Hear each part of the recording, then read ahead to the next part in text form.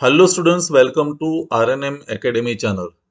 Students, आज का topic है comparison between Carnot vapour cycle and Rankine cycle. I have covered both the cycles in the previous videos. अगर आपने वो videos नहीं देखे हैं तो जाके वो वीडियो पहले देख लीजिए। कार्नोट वेपर साइकिल का भी वीडियो है और रैंकाइन साइकिल का भी है।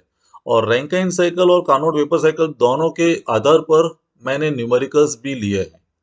तो आज का टॉपिक है difference between Carnot vapour cycle and Rankine cycle. तो शुरुआत करते हैं पहले टॉपिक से। What is the difference between Carnot vapour cycle and Rankine cycle? The first topic is heat supplied and heat rejection processes are constant temperature processes in the case of Carnot vapor cycle।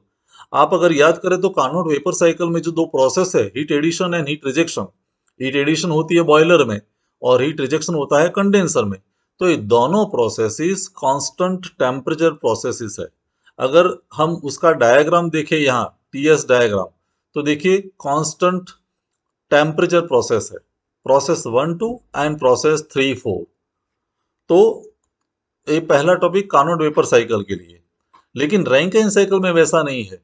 Heat supplied and heat rejection processes are constant pressure processes. दोनों जो processes है वो constant pressure processes है। तो ये पहला difference है। और कांस्टेंट प्रेशर है, इसीलिए हम रैंकाइन साइकिल में स्टीम को सुपरहीट कर सकते हैं, वो आपको आगे पता चलेगा। लेकिन दोनों प्रोसेस, जैसे ये 1 2 प्रोसेस, ये जो हीट एडिशन वाली प्रोसेस है, ये प्रोसेस हॉरिजॉन्टल लाइन पर नहीं है। यहाँ कुछ लाइन अपवर्ड डायरेक्शन में है, मीन्स सुपर हीटिंग भी हुआ है, मीन्स टेम्परेचर बढ़ा है। Temperature does not remain constant. तो ये पहला टॉपिक है। Second, it is the theoretical और an ideal cycle. Carnot vapour cycle जो है वो प्योरली थियोरेटिकल साइकिल है, या उसको हम आइडियल साइकिल कह सकते हैं। It can not be used practically in steam power plant. Steam power plant में प्रैक्टिकल एप्लीकेशन पॉसिबल नहीं है। लेकिन रैंकाइन साइकिल की बात करें तो it is the practical cycle for steam power plant. It is a practical cycle for thermal power plant, और हम कह सकते हैं स्टीम पावर प्लांट के लिए। Third topic, it uses compressor to handle liquid और vapour, hence power consumption by compressor is high. अगर बात करें उसके स्कीमेटिक डायग्राम की, कार्नोट वेपर साइकिल और रैंकाइन साइकिल को, आपको तुरंत पता चलेगा कि यहाँ जब भी हमने स्कीमेटिक डायग्राम दिखाया था तो यहाँ कंप्रेसर था। देखिए, ये पंपिंग के लिए या कंप्रेशन प्रोसेस के लिए यहाँ कंप्रेसर यूज होता है, जबकि यहाँ कंप्रेसर की बदले और कंप्रेसर के बजाय यहाँ फीड पंप है। तो ये मेजर डिफरेंस है। It uses compressor to handle liquid और वेपर। यहाँ जैसे इनपुट मटेरियल है, इनपुट रिसोर्स मटेरियल में लिक्विड या वेपर है, और उसके लिए कंप्रेस करने के लिए हम कंप्रेसर यूज कर रहे हैं।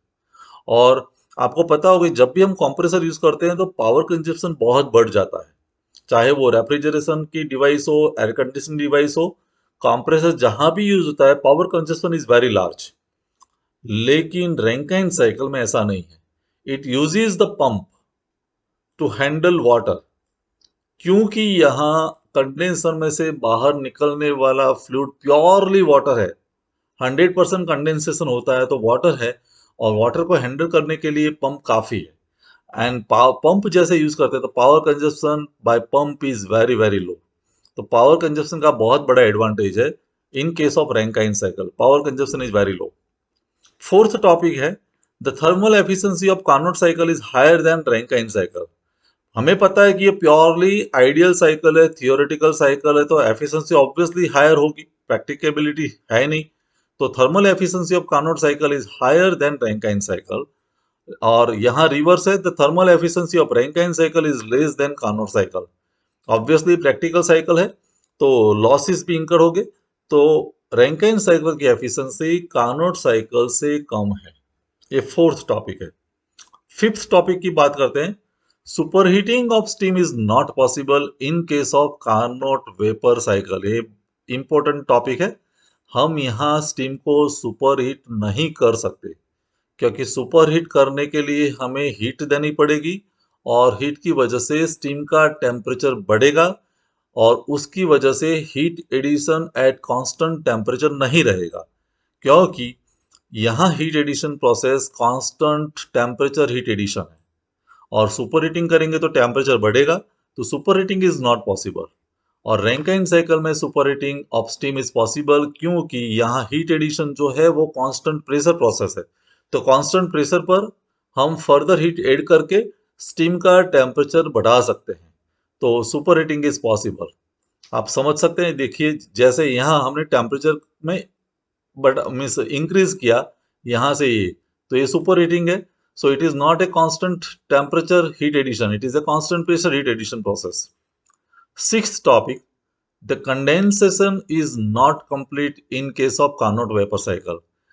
कंडेंसर में जो स्टीम टरबाइन से आउटलेट में मिलने वाली जो स्टीम है उसका कंडेंसेशन कंप्लीट होता नहीं है।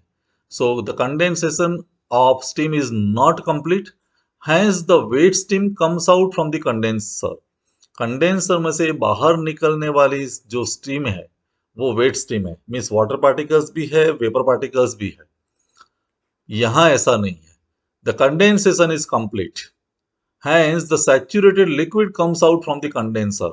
यहाँ कंडेंसेशन कंप्लीट होता है, मीन्स कंप्लीट फेज चेंज हो जाता है, तो लिक्विड फेज मिलता है, और कंडेंसर के बाहर जो मिलने वाला फेज है वो लिक्विड है, मीन्स प्योर वाटर है, और वाटर को हैंडल करना आसान है पंप के लिए।